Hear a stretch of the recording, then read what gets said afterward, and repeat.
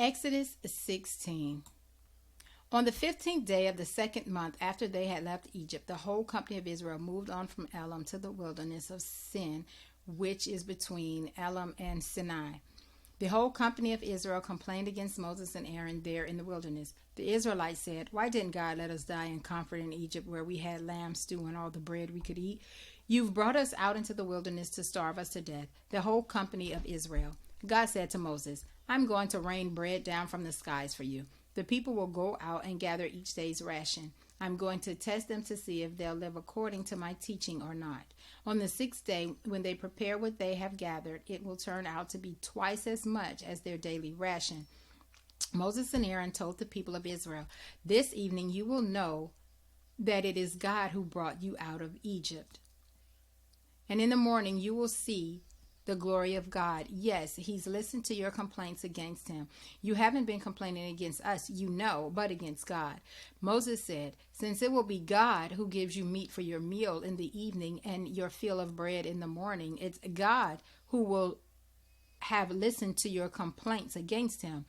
Who are we in all this? You haven't been complaining to us. You've been complaining to God." Moses instructed Aaron, "Tell the whole company of Israel, come near to God. He's heard your complaints." When Aaron gave out the instructions to the whole company of Israel, they turned to face the wilderness, and there it was, the glory of God visible in the cloud. God spoke to Moses, "I have listened to the complaints of the Israelites. Now tell them, at dusk you will eat meat, and at dawn you will eat your fill of bread, and you'll realize that I am God, your God." That evening, quail flew in and covered the camp, and in the morning there was a layer of dew all over the camp. When the layer of dew had lifted, there on the wilderness ground was a fine flaky something fine as frost on the ground. The Israelites took one look and said to one another, "Manu, what is this?" They had no idea what it was, so Moses told them, "It's the bread God has given you to eat. And these are God's instructions. Gather enough for each person, about 2 quarts per person. Gather enough for everyone in your tent." The people of Israel went to work and started gathering, some more, some less. But when they measured out what they had gathered, those who gathered more had no extra, and those who gathered less weren't short. Each person had gathered as much as was needed. Moses said to them, "Don't leave any of it until morning."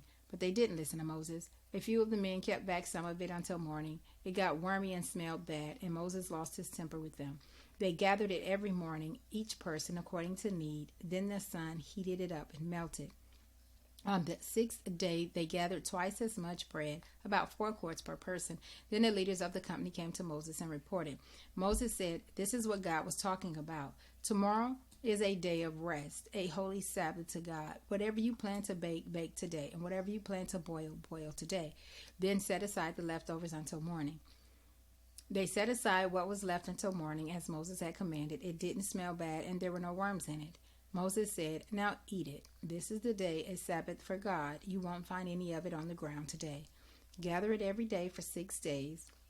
But the 7th day is Sabbath. There won't be any of it on the ground." On the 7th day, some of the people went out to gather anyway, but they didn't find anything. God said to Moses, "How long are you going to disobey my commands and not follow my instructions? Don't you see that God has given you the Sabbath? So on the 6th day, he gives you bread for 2 days. So each of you stay home. Don't leave home on the 7th day." So the people quit working on the 7th day. The Israelites named it manna. What is it? It looked like coriander seed, whitish, and it tasted like cracker with honey. Moses said, "This is God's command. Keep a 2-quart jar of it in Omer for future generations, so they can see the bread that it fed you in the wilderness after I brought you out of Egypt." Moses told Aaron, "Take a jar and fill it with 2 quarts of manna. Place it before God, keeping it safe for future generations." Aaron did what God commanded Moses. He set it aside before the testimony to preserve it. The Israelites ate the manna for 40 years until they arrived at the land where they would settle down. They ate manna until they reached the border in Canaan. According to ancient measurements, an omer is 1/10 of an ephah.